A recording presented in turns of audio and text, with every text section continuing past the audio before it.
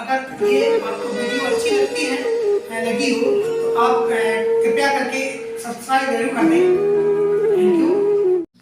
Hello, good morning friends, आप लोग कैसे हैं? चलिए, तो मैं आज आपको इंडस वैली सिविलाइजेशन के संबंध में कुछ महत्वपूर्ण तथ्य जो है परीक्षा की दृष्टि से, जो एग्जाम शूटर पॉइंट जो है वो मैं आपको यहाँ पे बताने चाहता हूँ।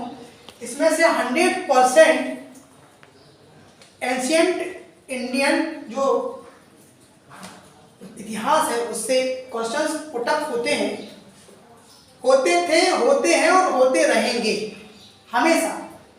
ठीक है, तो ये इंडस वैली सिविलाइजेशन, इसी को मैं हड़प्पन सिविलाइजेशन भी कह सकते हैं।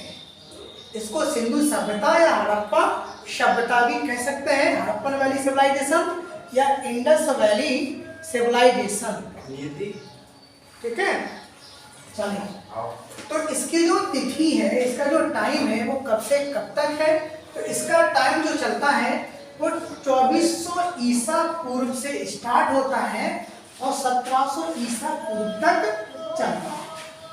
तो सिंधु सभ्यता की जो तिथि है वो 2400 ईसा पूर्व से 1700 ईसा पूर्व मानी गई। अच्छा, ये जो तिथि जो मानी गई है वो किसके? Radio carbon. तो रेडियो कार्बन C40 के अकॉर्डिंग, किसके? रेडियो कार्बन C40 की विश्लेषण पद्धति के अकॉर्डिंग, किसके अकॉर्डिंग? C40 कार्बन 14 की विश्लेषण पद्धति में ये कहा गया है कि जो सिंधु सभ्यता की जो तिथि है वो 2400 ईसा पूर्व से 1700 ईसा पूर्व है। ठीक है, चलिए, अब इसके जो खोजकर्ता है वो कौन है? तो इसके जो खोजकर्ता है वो राय बहादुर दयाराम साहनी है। कौन है? राय बहादुर दयाराम साहनी इसके जो खोजकर्ता है। राइट, चलिए, अब नेक्स्ट पॉइंट इसमें आता है कि अब ये जो सिंधु सभ्यता थी इसका आकार कैसा था? ये सभ्यता कहां पर फैली हुई थी? तो विश्लेषणात्मक जब इसका अध्ययन किया गया भूगोलवेत्ताओं ने, इनके जो साक्ष्य मिले हैं तो उनके आधार पर इन्होंने बताया कि जो सिंधु सभ्यता जो फैली हुई थी तो उसका जो इन्होंने आकार जो रोड मैप तैयार किया तो उनको लगा कि ये सभ्यता कैसी थी? ये त्रिभुजाकार थी। कैसी थी? ये त्रिभुजाकार थी। कहां पर फैली थी? तो उन्होंने देखा कि ये जो सभ्यता थी ये पूरब में देखा तो पूरब में कहां पे? ये हिंडन नदी के किनारे था। ये इंपॉर्टेंट क्वेश्चन बनता है और कई बार एग्जाम में पूछा गया है, खासकर पीसीएस एग्जाम जैसे यूपी पीसीएस के जो है, तो ये क्वेश्चन हमेशा पूछते रहते हैं क्योंकि ये उत्तर प्रदेश से मतलब बिलोंग करता है क्वेश्चन। तो पूरब में कहां पर था? ये हिंडन नदी के किनारे आलमगीर ये स्थल है। ठीक है, और जिला कौन सा है? मेरठ है। तो उन्होंने देखा जिला मेरठ, हिंडन नदी के किनारे आलमगीर तक इसके साक्ष्य मिले हैं। तो इन्होंने सिंधु सभ्यता का पूरब में जो पॉइंट निर्धारित किया वो था आलमगीर। ठीक है, अब इन्होंने देखा पश्चिम में, तो पश्चिम में कहां पे था? तो पश्चिम में जो पॉइंट इन्होंने निर्धारित किया वो पॉइंट था सुत का गैंडोर, जो वर्तमान में हमारे मतलब पाकिस्तान एक प्लेस है। ये दास्क नदी के किनारे जो है ये पॉइंट उन्होंने निर्धारित किया। तो इन्होंने ये देखा कि इसकी डिस्टेंस कितनी है पूरब से लेके पश्चिम तक। तो पूरब से पश्चिम तक ये सभ्यता जो थी वो कितने किलोमीटर फैली थी? ये 1600 किलोमीटर क्षेत्र में ये सभ्यता पूरी फैली हुई। तो पूरब से पश्चिम तक की ये पूरी दूरी जो थी वो कितनी थी? ये 1600 किलोमीटर। अब इसके बाद भूगोलवेत्ता यही नहीं रुके क्योंकि उनकी जिज्ञासा बढ़ती गई कि ये सभ्यता जब यहाँ पर तक थी थी और यहाँ पे थी, तो इसका मतलब है ये भी अन्य जगह अन डायरेक्शन में भी होगी। तो फिर उन्होंने उत्तर डायरेक्शन की तरफ यानी कि नॉर्थ डायरेक्शन के लिए मतलब कदम बढ़ाया। तो देखा उन्होंने कि ये जम्मू कश्मीर जिला अखनूर जहाँ पर है तो उसका स्थल था मांडा। तो उन्होंने देखा कि कुछ जो सिंधु सभ्यता के जो अवशेष पाए गए हैं वो मांडा स्थल जो है वहाँ पर भी मिले हैं। अच्छा, ये कहाँ पर है? ये चिनाब नदी के तट पर मिले, चिनाब नदी के तट पर। फिर उन्होंने देखा कि दक्षिण में कहाँ तक है, तो दक्षिण तक उन्होंने देखा तो इसका निर्धारित स्थान दायमाबाद हुआ जो गोदावरी नदी के तट पर महाराष्ट्र। तो यहाँ से पूरब से पश्चिम की दूरी उन्होंने देखी 1600 किलोमीटर है और उत्तर से दक्षिण की दूरी जो देखी तो उन्होंने कितनी 1400 किलोमीटर इसकी। तो ये दूरियां भी बहुत मायना रखती हैं कि कितनी दूरी पर।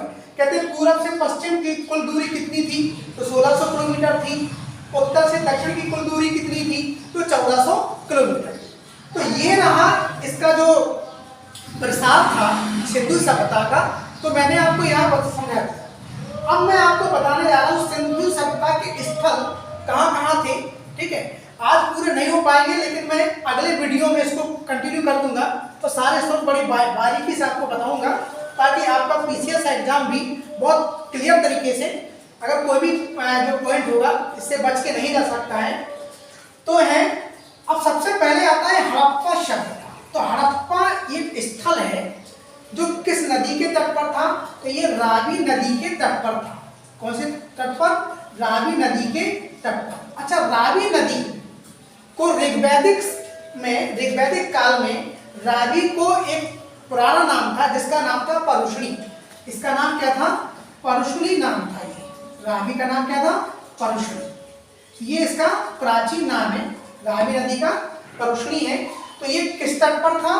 तो हड़प्पा रावी नदी के कौन से तट पर? बाएं तट पर। बहुत इंपॉर्टेंट क्वेश्चन है कि ये क्वेश्चन पूछा जाता है कि जो हड़प्पा जो मिला है रावी नदी के तट पर स्थल जो मिला है वो हड़प्पा सभ्यता जो मिली है वो रावी के दाएं तट पर मिली या बाएं तट पर मिली?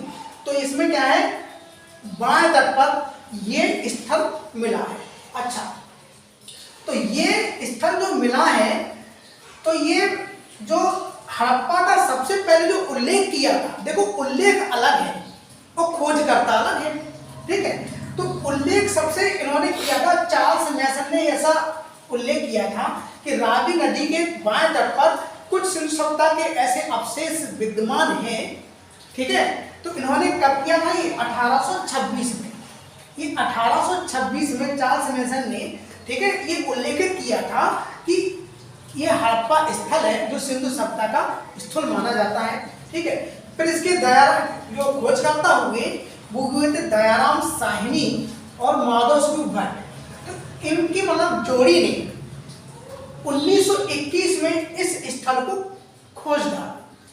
जब इस स्थल को उन्होंने खोजा तो इन्होंने बहुत से ऐसी चीजें इनको पता चली जो बहुत महत्वपूर्ण है। ठीक है, जैसे कि इन्होंने बताया कि ये जो हड़प्पा सभ्यता है ये सिंधु सभ्यता का दूसरा सबसे बड़ा स्थल है। दूसरा सबसे बड़ा, तो दूसरा सबसे बड़ा स्थल है तो इसका मतलब है कि पहला स्थल कौन सा है? सबसे बड़ा। तो पहला स्थल हो जाएगा इसका कौन सा? मोहनजोदड़ो। मोहनजोदड़ो। तो पहला कौन सा हो जाएगा? पहला हो जाएगा मोहनजोदड़ो। क्या हो जाएगा बेटा? मोहनजोदड़ो इसका पहला सबसे बड़ा स्थल है मोहनजोदड़ो। तो मोहनजोदड़ो क्वेश्चन पुट अप करते हैं कि प्रेतों का टीला, मृतकों का टीला, कभी कभी डेड ऑफ मॉड लिख के आते हैं और कभी कभी इसको सिंधु का बाग भी कहा जाता है। ठीक है, तो इस तरीके से पहला सिंधु सभ्यता का सबसे बड़ा स्थल है मोहनजोदड़ो। तो दूसरा कौन सा है? हमारा हड़प्पा है। अच्छा, अब और इसमें अध्ययन किया तो इसमें पाया कि हड़प्पा में अन्नागार भी मिला है। अन्नागार एक बहुत बड़ा एक एरिया टाइप में था जिसमें अनाजों को रखा जाता है। अन्नागार है। और क्या मिला? अनाज कूटने के वृत्ताकार चबूतरे। ठीक है, जिस पर अनाज कूटा जाता था। ठीक है, जिसमें जो सीड निकाला जाता होगा उससे। तो ये वृत्ताकार चबूतरे मिले हैं। और क्या मिला है हड़प्पा से? तो हड़प्पा से श्रमिक आवास। श्रमिक का मतलब जहाँ पे जो मजदूर वगैरह जो कर्मचारी हुआ करते थे उनके आवास मिले हैं जहाँ पे वो रहते थे। इसके बाद हड़प्पा में एक इम्पोर्टेंट लास्ट में और बनता है कि हड़प्पा के दक्षिण दिशा में कब्रिस्तान मिला है। क्या मिला है? कब्रिस्तान मिला है, जिसका नाम दिया है R37। क्या नाम दिया उसका? R37 इसका नाम दिया गया है। तो ये रहा सिंधु सभ्यता की जो प्रमुख स्थलों में एक हड़प्पा इंपॉर्टेंट चीज थी। तो मैंने आपको आज हड़प्पा समझा दिया। अगले वीडियो में मैं मोहनजोदड़ो और जो इससे रिलेटेड जितनी भी मतलब स्थल है वो सारे हम आपको बता दिया करेंगे। ओके, तो ताकि ये जो अभी आने वाला पेपर है, जैसे 14 मई को यूपीपीसीएस का जो एग्जाम है उसके लिए महत्वपूर्ण चीजें हैं, मैं एक एक करके सारे टॉपिक निपटा दूंगा, बहुत जल्द खत्म कर दूंगा। Ancient history